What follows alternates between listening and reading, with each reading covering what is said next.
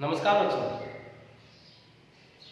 मैं राजेश कुमार मीणा, सहायक आचार्य इतिहास, राजकीय महाविद्यालय अटल। बच्चों, ऑनलाइन क्लास के तहत हमने मराठाओं के बारे में काफ़ी कुछ अध्ययन किया। पानीपत का जो तीसरा युद्ध हुआ उसकी घटनाओं के बारे में अध्ययन किया, किन किन के बीच ये हुआ, ये युद्ध कब हुआ और इस युद्ध के कारण क्या थे। इस युद्ध के कारणों के साथ साथ हमने ये भी पढ़ा कि मराठे इस युद्ध में अब्दाली से क्यों पराजित हुए। साथ ही इस युद्ध के जो परिणाम सामने आए उनका भी हमने अध्ययन किया था। इन क्वेश्चनों के अलावा एक क्वेश्चन और आता है परीक्षा में, वो ये है कि जो मराठा शक्ति थी, दक्षिण की सबसे बड़ी शक्ति और उत्तर भारत के सब शासकों को जिसने अपने अधीन कर लिया था और सब शासकों को लोहा मनवाया था, ऐसी मराठा शक्ति भारत से कैसे गायब हो गई, भारत में उनके पतन के क्या कारण थे। इसके पतन के कारणों का अध्ययन करेंगे। मराठाओं के पतन के क्या कारण थे कि वो शक्ति यहां से चलती बनी, उसका पतन हो गया। इसमें पहला जो पतन का कारण है वो है मराठा सरदारों में आपसी ईर्ष्या और द्वेष। देखिए, सब जानते हैं संगठन में शक्ति होती है। यहां पर जो मराठा सरदार थे वो एक दूसरे से जलते थे, उनमें भाईचारा, प्रेम की भावना नहीं थी, आपसी ईर्ष्या और द्वेष की भावना थी। वो एक दूसरे को देख नहीं सकते थे और इसके परिणाम स्वरूप मराठाओं का पतन हुआ। दूसरा जो कारण है प्रशासनिक व्यवस्था के दोष। देखिए, कोई भी साम्राज्य है वो मजबूत होता है, शक्तिशाली होता है, लंबे समय तक राज करता है, उसमें उसकी प्रशासनिक व्यवस्था का बहुत बड़ा रोल होता है। अगर उसकी प्रशासनिक व्यवस्था अच्छी है, सुदृढ़ है, तो वो साम्राज्य लंबे समय तक चलेगा, उसका राज लंबे समय तक होगा।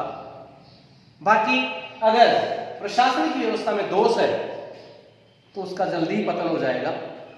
तो मराठों की प्रशासनिक व्यवस्था में कई दोष थे, उन दोषों के कारण मराठाओं का भारत से पतन हो गया। तीसरा कारण है सुदृढ़ आर्थिक स्थिति न होना। देखिए, सबसे बड़ी आवश्यकता है धन। धन के बिना न तो कोई बड़ी सेना का गठन किया जा सकता है, न उस सेना के खान पान की व्यवस्था की जा सकती है, न उसे ढंग से प्रशिक्षित किया जा सकता है, न उसके लिए हथियार, गोला बारूद, तोपखाना सबकी व्यवस्था की जा सकती है। इस सुदृढ़ आर्थिक स्थिति के न होने के कारण जो मराठे थे उनका जल्दी ही पतन हो गया। इसके साथ ही चौथा कारण है मराठों की लूटमार की नीति। मराठों ने भारत में दक्षिण भारत की सबसे मजबूत शक्ति होते हुए उत्तर भारत की ओर अपना कदम बढ़ाया और पूरे भारत में उसने लूटपाट की। इसलिए मराठा राज को डाकू राज्य की संज्ञा दी गई है कि ये तो डाकू राज था, क्योंकि मराठे लूटपाट करते थे। इसके कारण भारत के जो और अन्य शासक थे उत्तरी भारत के, वो मराठाओं से परेशान हो चुके थे। उन्होंने मराठाओं का कभी सहयोग नहीं किया। इसके विपरीत अहमद शाह अब्दाली का साथ यहाँ के मुसलमान शासकों ने दिया। उसका कारण भी मराठों की लूटमार की नीति थी, क्योंकि सब मराठों से तंग आ चुके थे। पांचवा कारण है योग्य नेतृत्व का अभाव। देखिए, किसी भी युद्ध को जीतने के लिए योग्य नेतृत्व जरूरी होता है। मराठाओं में योग्य नेतृत्व ऐसा नहीं है कि था, नहीं था, लेकिन जो उत्तरकालीन मराठा थे उनमें योग्य नेतृत्व का अभाव था। योग्य शासकों की कमी के कारण मराठा शक्ति का पतन हो गया। छठा कारण है दुर्बल सैन्य संगठन। अहमद शाह अब्दाली खां जो सैन्य संगठन था वो बहुत मजबूत था, इसलिए वो विजयी हुआ। मराठाओं का जो सैन्य संगठन है वो दुर्बल था, उसमें अनुशासन की कमी थी और सामंतवाद के चिन्ह उसमें मौजूद थे, इसलिए मराठा शक्ति का पतन हो गया। सातवां कारण, तोपखाने के लिए विदेशियों पर निर्भर रहना। मराठों का जो तोपखाना था वो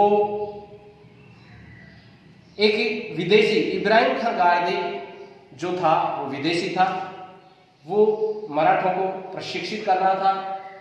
तो मराठा इसमें स्वयं प्रशिक्षित नहीं थे बल्कि विदेशियों पर निर्भर थे, इसलिए मराठाओं का पतन हो गया।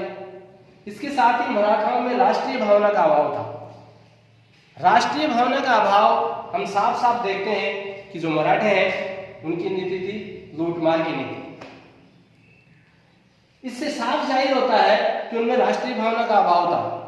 वो जो दूसरे भारत के अन्य राजा थे, शासक थे, या भारत की जो जनता थी उसको राष्ट्रीय भावना के तहत अपना नहीं मानते थे और इसी कारण उनका पतन हो गया।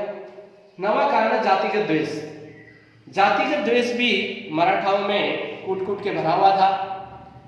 मराठे दूसरी जातियों को कुछ नहीं समझते थे, इसलिए दूसरी जातियां उनके विपरीत थी और किसी ने भी उनका साथ नहीं दिया।